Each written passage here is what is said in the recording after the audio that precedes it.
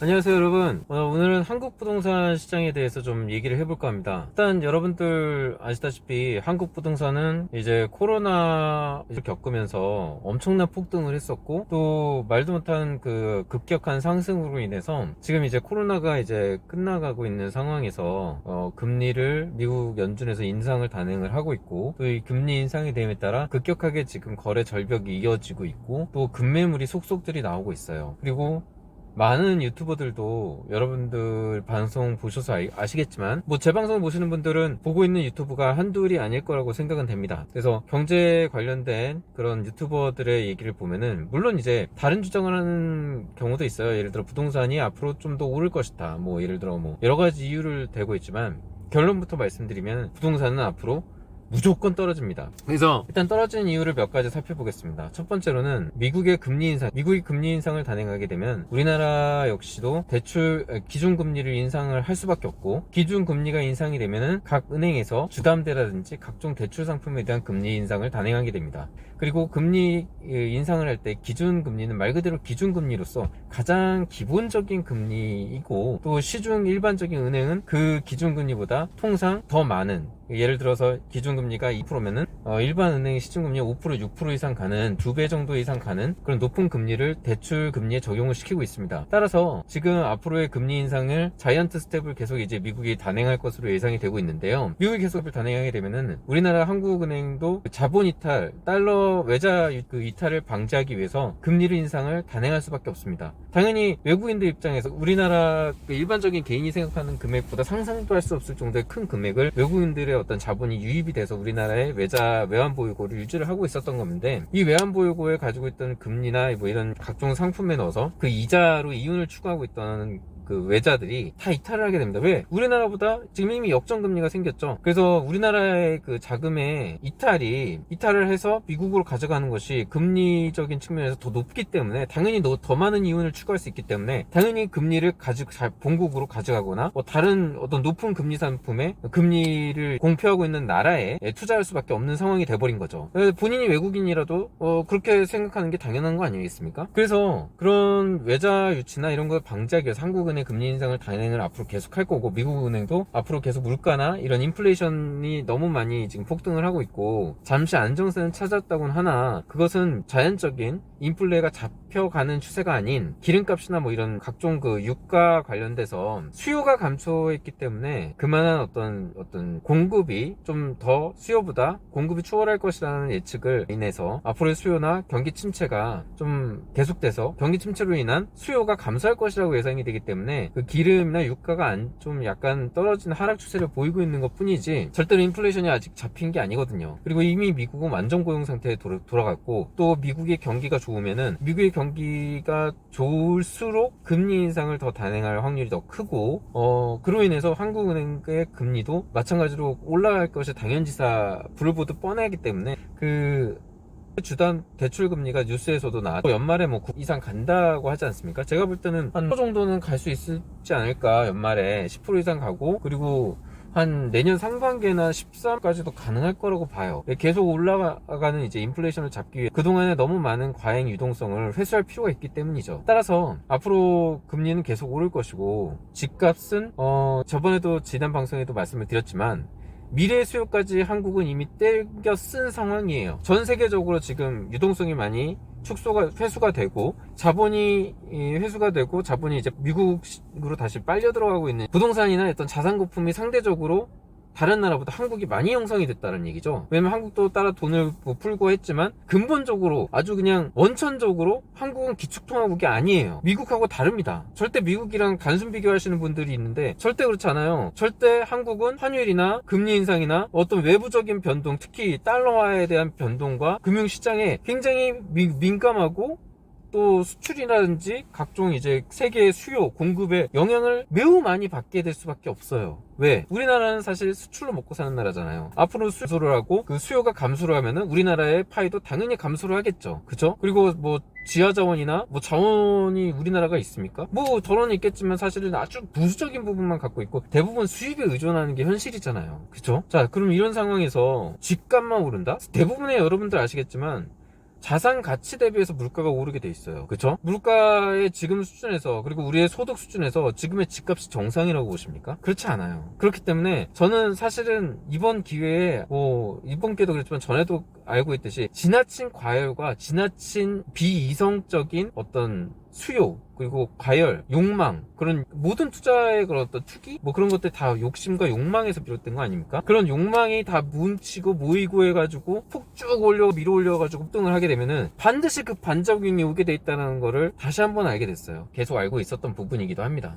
그래서 그게 이제는 반대급부로 해서 계속 떨어질 것이다. 뭐 급격하게 떨어지진 않아도 지금 부동산 시장 보시면 아시겠지만 계속 지금 뭐 매도 호가 같은 것들이 계속 떨어지고 있어요. 그리고 실거래는 전혀 없어요. 실거래 된 지 되게 한참이고, 사실 지금 자전거래도 의심되는 것들도 굉장히 많고, 또 앞으로 계속 가격이 폭락을 거듭하고 있습니다. 뭐 얼마 전에 송도에서 뭐죠? 이름은 잘 기억이 안 나는데 어쨌든 대단지인데 뭐 절반 가격 호가 12억에서 뭐 6억에 거래를 했다. 사실 저는 6억도 비싸다고 봐요. 그건 아니고 일반적으로 봤을 때 그렇게 반값으로 된 것도 사실은 어떻게 보면 분양가에서 2배 정도 남는 부분이 있거든요. 그래서 사실은 그게 절대 뭐 그렇게 과도하게 떨어지거나 말도 안 되는 가격으로 폭락했다라고 보기에는 어렵습니다. 단지 정상화, 집값이 급격한 과잉 유동성으로 인해서 밀어 올렸던 집값이 미래 수요까지 땡겨 써서 과도하게 올랐던 집값이 이제는 안정화에 거듭돼서 돌아가고 있다고 저는 봐요.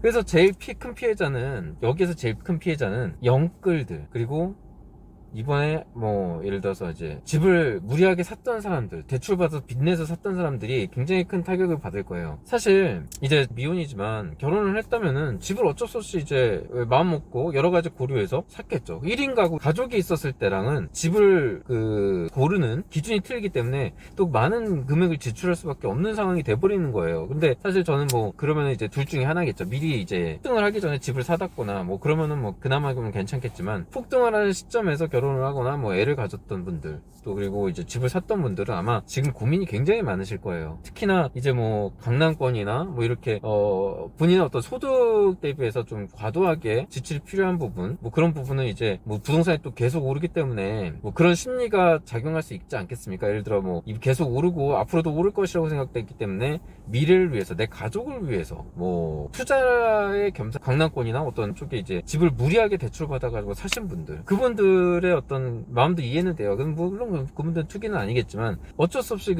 뭐랄까, 그런 어떻게 보면 솔직히 얘기해서 욕심과 욕망이 좀 들어간 거 아니겠습니까? 본인의 소득이나 뭐 이런 거에 비해서, 자산가치에 비해서 크게 무리를 한 거는 또 그런 걸 각오하고 하셨다고 봐요. 물론 그런 걸 뜨고 사실 정도로 철부지 같은 생각을 하시진 않았을 거라고 생각해요. 그러니까 본인의 결정에 대해서는 본인이 책임을 져야겠죠. 근데 앞으로 문제는 이거를 어떻게 하냐에 대한 고민을 많이 하실 거예요. 근데 대부분 여기서 이제 못 버티시는 분들이 많고, 예를 들어서 이제 뭐 서울에 있는, 외곽에 있는 뭐 예를 들어서 10평대 아파트 10억 이상 주고 살 텐데 10억에 주고 샀으면은 내 돈을 뭐 모아가지고 5억을 어떻게 여기저기 끌어써가지고 빌리고 해가지고 친족들한테 5억을 만들어가지고 5억 대출 받아서 10억짜리를 샀다고 칩시다. 그러면은 이제 올해 연말에 이제 10% 정도 갈 거예요. 올해 연말에 9% 정도 이제 주담대가 올라갈 텐데, 여러분들 뭐 잘못 알고 계신 뉴스 댓글 같은 데도 많이 보면은 잘못 알고 있는 분들이 꽤 많으시더라고요. 고정금리는 잘 알아보세요. 본인들이 뭐 고정금리다 뭐 해서 본인은 괜찮다고 생각하시는 분들이 있는데, 본인이 막 대출 받으면서 자기가 고정금리인지도 모르시는 분들이 간혹가다 있어요. 그러니까 다시 한번 은행에 알아보시고, 변동금리가 주담대 대출 전체의 한 80% 정도가 변동금리예요. 그러니까 기준금리나 금리 인상에 따라서 영향을 받을 수 있고, 오르락 내리락 하는 금리고, 앞으로 오를 일만 남은 금리가 바로 변동금리예요. 그 변동금리를 받으신 분들이 대부분일 텐데, 그분들이 예를 들어 10% 정도 되면 5억이면 1000이잖아요. 5000이 이자만 1년에 5천 이자만으로 낼 수 있는 사람들이 얼마나 되겠습니까?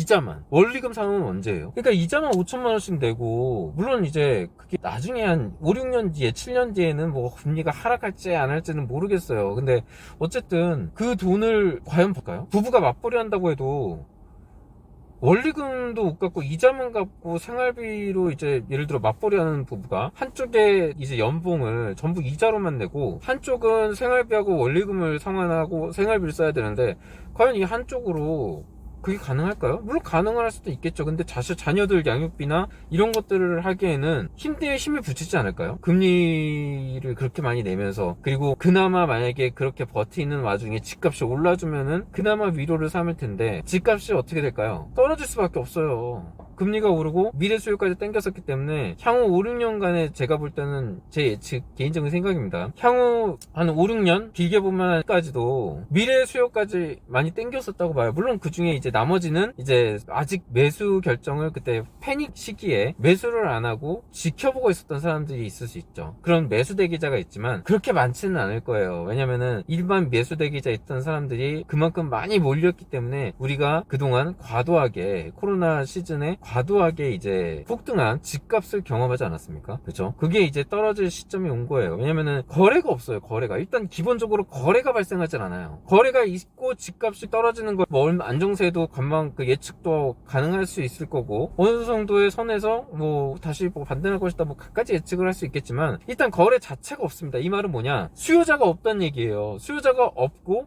대부분의 사람들이 지금 가격이 말도 안 되는 가격이고 앞으로 훨씬 떨어져야 되고, 그리고 절반 이하의 가격으로 떨어져야지 그나마 가격이 될 것이다 라고 생각하는 사람들이 절대 다수라는 얘기예요. 안다는 얘기죠. 원래 그 가격이 아니라는 거를. 그리고 물론 뭐 얼마 안 돼서 얼마 차이 안 나게 오르는 사람도 있겠죠. 막판에 막차를 타고. 하지만 이 사람들이 원래 그 가격이 얼마였는데 라는 거를 아는 사람들은 당연히 안 사죠. 당연히 안 삽니다.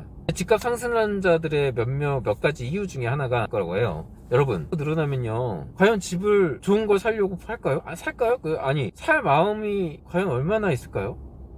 혼자예요. 1인 가구예요. 그러면은 생길까요? 물론 생길 수 있겠죠. 안정을 찾고 싶고 내 집을 갖고 싶고, 그러면 살 수는 있는데, 그것 때문에 뭐 예를 들어 내가 좋은 집을 꼭 가야 된다, 내가 무리를 해서라도 은행 빚을 깔고 앉아서라도 좋은 집을 가야 된다는 생각을 할까요? 잘 생각해 보세요, 여러분. 그런 생각을 하면서까지 내가 좋은 집을 살려고 할까요? 아니에요. 안 그래요. 내가 그 돈으로 다른 데 투자를 해서 연금처럼 받을 수 있는 상품에 투자를 한다던가, 매달 그러니까 내 손에 쥐어지는, 내가 중요하잖아요. 어쨌든 내가 제일 중요한 거 아닙니까? 보면은 나 말고 중요한 사람이 또 누가 있어요. 이 정도 나이 되면은 본인 앞가림하는 게 더 급하잖아요. 누굴 챙긴다기보다 본인이 어떤 욜로 라이프라고도 하잖아요. 뭐 자기가 즐기고 내가 그거를 누리고 뭐 그런 삶을 사는 게 1인 가구의 가장 메리트 아닙니까? 그러려고 1인 가구 하는 거잖아요. 자이든 타이든 간에 어쨌든 처음에는 자의로 이제 본인의 어떤 삶을 챙길 거 아닙니까? 그런데 그런 많은 내 돈을, 피 같은 돈을 투자하고 내 피 같은, 그죠? 내 피 같은 돈을, 은행 돈을 끌어다가 깔고 앉을 필요가 있나요? 없어요. 전혀 없어요. 네버. 그렇게 하면 바보예요. 제 말은 그렇게 깔 필요가 없어요. 살 필요가 없다는 얘기예요. 차라리 그 돈으로 저평가된 자산, 저평가된 뭐 주식, 저평가된 해외 부동산이 될 수도 있고, 제가 드리는 게 제 채널이 베트남 투자 관련된 내용이지 않습니까? 베트남은요, 사실 집값이 많이 안 올랐었어요. 이 코로나 폭증으로 인해서 이 한국 부동산이 폭증을 하고 비정상적인 과열 현상 조짐이 매우 많이 일어날 때, 사실 베트남은 물론 관광객의 유입도 적었고 뭐 원체 이제 자산 시장 자체가 한국보다는 탄탄한 데는 아니죠. 하지만 그 시장이 그만한 어떤 돈을 풀지 않고 정상적인 코로나를 견뎌냈기 때문에 이제 코로나가 시점에서 점점 상승기로 접어들 수가 있는 거예요. 경제 성장에 따라서, 물가 상승률에 따라서 정상적으로 가동이 되고 오를 조짐, 오를 예상을 충분히 할 수 있는 얘기죠. 그죠? 그게 첫 번째 조짐이 수요가 올라가고 있잖아요. 실제로 수요가 올라가서 임대료가 많이 올라갔단 말이에요. 지금 임대료 올라간다는 이유는 뭐예요? 공급이 적기 때문에 그런 거고, 또 앞으로의 물가 상승이나 이런 거에 어느 정도 다 반영된 수치가 지금의 시장 임대 가격이란 얘기예요. 그러면 당연히 거기에 따라서 매도 가격이나 집값, 부동산 자산 가격이라든지 이런 것도 따라 상승할 수밖에 없어요. 여러분들 수익률 따지잖아요. 투자하고 뭐 어디 주택이나 뭐 건물 투자 따지지 않습니까? 그럼 그 가치 대비해서 임대가 올라가면 당연히 자산 가치도 올라가는 게 당연지사잖아요. 그런 것처럼 일반적인 정상적인 시장과 정상적인 다른 자본 시장에 투자를 하지, 누가 지금 아직도 떨어질 일만 남고 너무나 많은 거품이 형성된 한국 부동산에 누가 사냐 이거예요. 살려면 사요. 근데 아무도 안 말려요. 근데 지금 어떤 상황이냐면은, 솔직히 그런 말 많이 하더라고요. 뉴스 언론사에서도 뭐 버틸 수 있으면 버티는데, 집 사는 사람들과 집을 아직 사지 않은 사람들의 의견이 분분하긴 합니다. 하지만 집을 안 산 사람들은 집값이 앞으로 떨어질 것이라고 분명히 얘기를 하고 있고, 또 그게 뭐 집 사고 안 사고의 문제가 아니라 모든 사람들이, 모든 전문 뭐 일부 경제 제3자의 관점에서 볼 때도 앞으로 집값은 떨어질 요소들만 가득해요. 그리고 부동산이 간혹 가다가 오른다고 하는 사람들은 지금 살아보라고 하세요. 지금 당신 오를 거라고 했으니까 당신이 지금 집을 사고 그 수익률을 언론에 공개하세요. 그죠? 오른다고 하는 사람들은 지금 집을 사세요. 지금 집을 사서 그거를 공개를 하시고, 내가 집이 얼만큼 내가 그때 오를 거라고 뭐 언론에다가 기사를 쓰고 혹은 유튜브를 촬영하고 오를 거라고 했는데, 내 언제 매매한 그 날짜랑 그거랑 다 같이 해가지고 올려보세요. 인증으로 올랐나, 그죠? 그러면은 그나마 오른다고 하는 사람들의 주장에 설득력이 있겠죠. 아, 이 사람은 정말로 오를 거라고 생각해 샀구나. 지금 많은 사람들이 떨어질 거라고 예상하고 이렇게 금리가 계속 추가적으로 끌려고 하는 오르는 상황에서 이 사람은 실제로 자기가 자기 돈을 들여서 샀구나, 어떻게나 지켜보자라는 측면에서 그 사람의 말에 일단은 신뢰성이 가겠죠. 물론 그게 오른다면 더 신뢰성이 굳어지는 거고, 떨어진다면은 그 사람은 믿을 수 없는 사람이라는 얘기가 될 거니까요. 그래서 물론 지금 뭐 대부분의 사람들이 이제 올 거라고 예상은 해요. 그리고 뭐 서울도, 강남도 예외는 아니에요. 강남도 뭐 제가 이제 주변에 보면은 30억 정도의 반포에 뭐 어디 아파트를 샀다. 근데 지금 그 아파트 가격이 지금 20억 중반대 정도 지금 떨어졌더라고요. 그때 그 산지 한 몇 년 되긴 했는데 20억 중반대까지 지금 떨어졌어요. 그래서 이거를 뭐 되게 그 친구가 되게 스트레스 좀 많이 받아 하더라고요. 그래서 솔직히 그렇죠. 뭐 금리는 계속 오르지, 그거를 어떻게든 뭐 감내한다고 하더라도 또 앞으로 집값은 또 앞으로가 아니라 지금 집값이 내리고 있는데 앞으로가 아니라 지금 집값을 내리고 호가는 가득한데 호가에 대비해서 턱없이 이제 실거래가나 이런 것들이 낮아지고, 그런 거에 대해서 불안해하고, 또 돈은 이자는 이자대로 시름시름 알면서 갚고, 그러니까 어쩔 수가 없어요. 근데 이거는 자연스럽게 원래 가격으로 회귀하는 현상 중에 하나이지 절대로 뭐 문제가 되거나 잘못된 경제 현상이 아니라는 게 이제 지금 일어나는 현상은 뭐 경제가 망해간다든지 혹시 뭐 경제가 무너지는 소리 이런 게 아니라 원래 부동산 시장의 자산 가치대로 돌아가고 있는 과정 중에 초입 단계라는 얘기예요. 그죠? 이제 앞으로 한번 보시면은 글쎄요, 올해나 내년 상반기나 뭐 이렇게 보시면은 그래도 좀 결과가 나올 거예요. 방향이 가고 내년까지도 계속 떨어질 거고 내후년까지도. 그래서 아마 한국의 집을 구매를 계획하시는 분들도 잠시 이제 구매 보류를 하셨던 분들이 많을 텐데 앞으로 좀 더 지켜보시라는 말씀을 좀 드리고 싶어요. 아마 제가 볼 때는 한 2-3년간은 일단 안 쳐다보고 있는 게, 물론 쳐다보면 뭐 본인이 사지 않았으니까 관심은 가겠지만 쳐다봐도 상관은 없겠지만 떨어진 것 같다고 뭐 구매하셔도 상관없는데, 제가 볼 때는 섣불리 구매하시는 거 장기간 좀 시장을 관망하시면서 앞으로 금리 인상이나 또 이런 걸 보시고 예상을 해보시는 게 좋을 것 같아요. 왜냐면은 우리나라가 이제 몇 년 전이죠, 인구 증가 수치가 0.8로 돼 있고, 그리고 좀 주변에 한번 보세요. 뭐 이런 거 굳이 인구 증가 수치 0.8이니 뭐니 하는 거 안 따져도 여러분들 주변에 결혼한 사람들이 많은가요? 그리고 그 결혼한 사람들의 자녀가 몇 명이죠? 이런 거 보면은 앞으로의 인구 구조나 그리고 집이 얼마나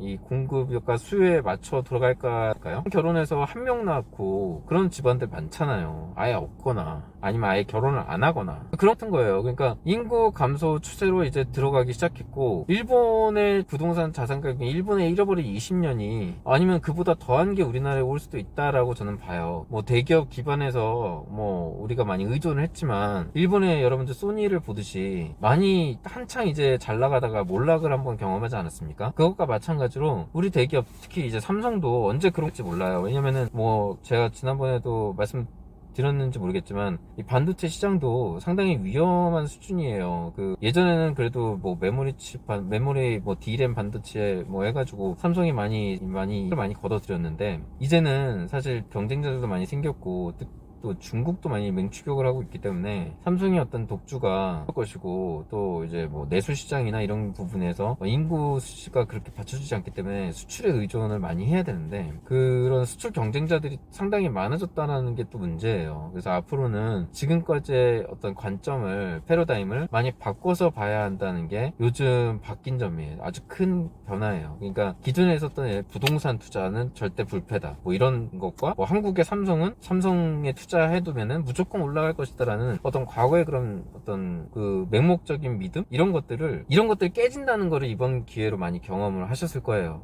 부동산도 마찬가지고.